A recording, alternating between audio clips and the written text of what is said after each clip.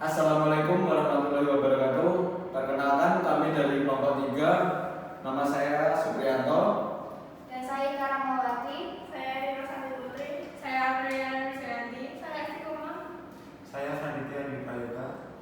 Oke, pada kesempatan kali ini kami akan berpresentasi tentang prinsip legal etik dalam keperawatan.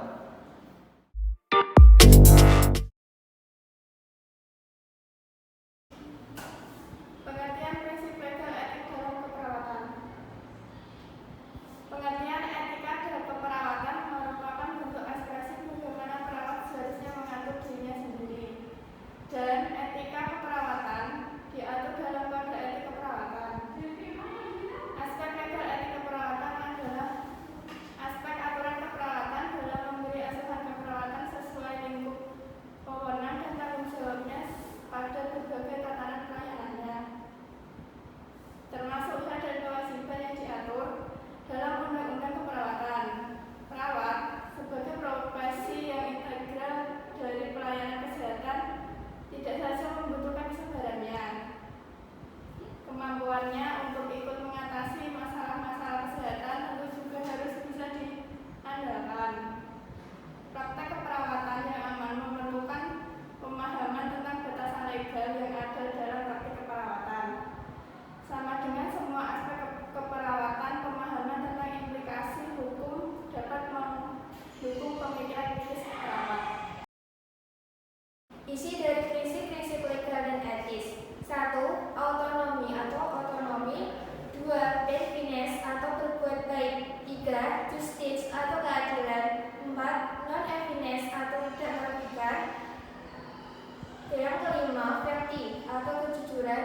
6. Fidelity atau menepati janji. 7. Fidelity atau kerahasiaan. 8. Accountability atau akuntabilitas. C. Masalah legal dalam perawatan. Beberapa situasi yang perlu dihindari seorang perawat. Yang pertama, kelalaian.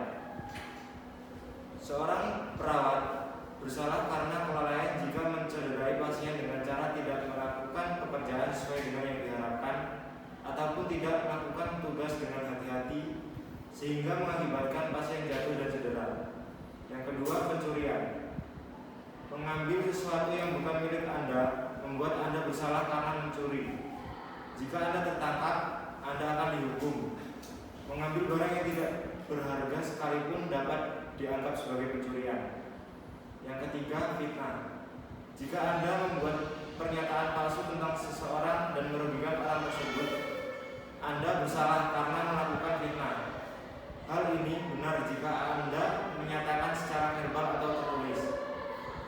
Yang keempat, false imprisonment. Menahan tindakan seseorang tanpa otorisasi yang tepat merupakan pelanggaran hukum atau false imprisonment. Menggunakan restraint fisik atau bahkan mengancamkan melakukannya agar pasien mau bekerja sama bisa juga termasuk dalam false imprisonment. Penyokong dan restraint harus digunakan sesuai dengan perintah dokter. Yang kelima adalah penyerangan dan pemukulan. Penyerangan artinya dengan sengaja berusaha untuk menyentuh tubuh orang lain atau bahkan mengancam untuk melakukannya. Pemukulan berarti secara menyentuh orang lain tanpa izin. Perawatan yang kita berikan selalu atas izin pasien atau informed consent. Ini berarti pasien harus mengetahui dan menyetujui apa yang kita rencanakan dan apa yang akan kita lakukan. Yang keenam adalah pelanggaran privasi.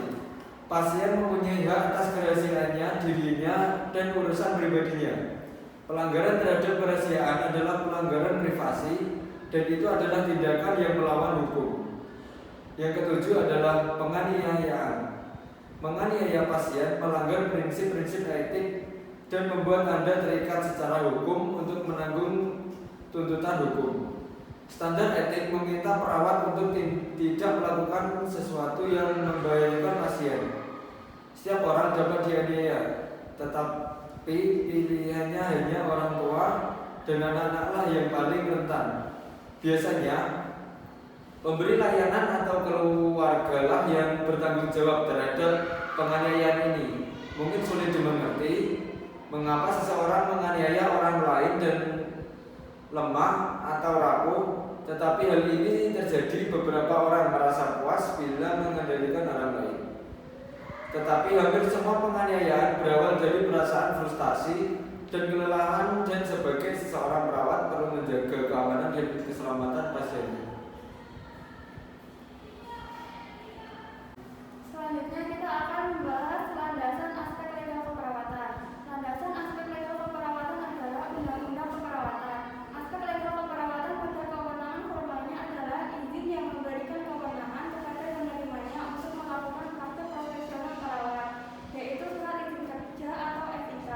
Bila bekerja di dalam suatu institusi, dan surat izin praktek perawat atau SIPP bila bekerja secara perorangan atau berkelompok. Kewenangan itu hanya diberikan kepada mereka yang memiliki kemampuan. Namun, memiliki kemampuan tidak berarti memiliki kewenangan. Seperti juga kemampuan yang didapat secara berjenjang. Kewenangan yang diberikan juga berjenjang. Kompetensi dalam keperawatan berarti kemampuan khusus perawat dalam bidang tertentu yang memiliki tingkat minimal yang harus dilampaui. Dalam profesi keperawatan hanya kewenangan yang bersifat umum saja yang diatur oleh Departemen Kesehatan sebagai penguasa segala keprofesian di bidang kesehatan dan kedokteran. Sementara itu, kewenangan yang bersifat khusus dalam arti tindakan kedokteran atau kesehatan tertentu diserahkan kepada profesi masing-masing. Selanjutnya yaitu aplikasi aspek legal dalam keperawatan. Berdasarkan Undang-Undang Kesehatan yang diturunkan dalam Kemenkes 1239 dan Permenkes nomor HK 02/Menkes/148/L/2010, terdapat beberapa hal yang berhubungan dengan kegiatan keperawatan. Adapun kegiatan yang secara langsung dapat berhubungan dengan aspek legalisasi keperawatan yaitu: yang pertama, proses keperawatan; yang kedua, tindakan keperawatan; yang ketiga, informed consent. Untuk melindungi tenaga perawat akan adanya tuntutan dari klien atau pasien, perlu ditetapkan dengan jelas apa hak, kewajiban, serta kewenangan perawat agar tidak terjadi kesalahan dalam melakukan tugasnya, serta memberikan suatu kepastian hukum. Perlindungan tenaga perawat, hak dan kewajiban perawat ditentukan dalam Kemenkes 1239 tahun 2001 dan Keputusan Direktur Jenderal Pelayanan Medik nomor YM 000326/956. Yang terakhir adalah kesimpulan. Aspek legal etik keperawatan adalah aspek aturan keperawatan dalam memberikan asuhan keperawatan sesuai lingkup wewenang dan tanggung jawabnya pada berbagai tatanan pelayanan, termasuk hak dan kewajibannya yang diatur dalam Undang-Undang Keperawatan. Praktik keperawatan yang aman memerlukan pemahaman tentang batasan legal yang ada dalam praktik keperawatan. Sama dengan semua aspek keperawatan, pemahaman tentang implikasi hukum dalam mendukung pemikiran kritis keperawatan. Perawat perlu memahami hukum untuk melindungi hak kliennya dan dirinya sendiri dari masalah.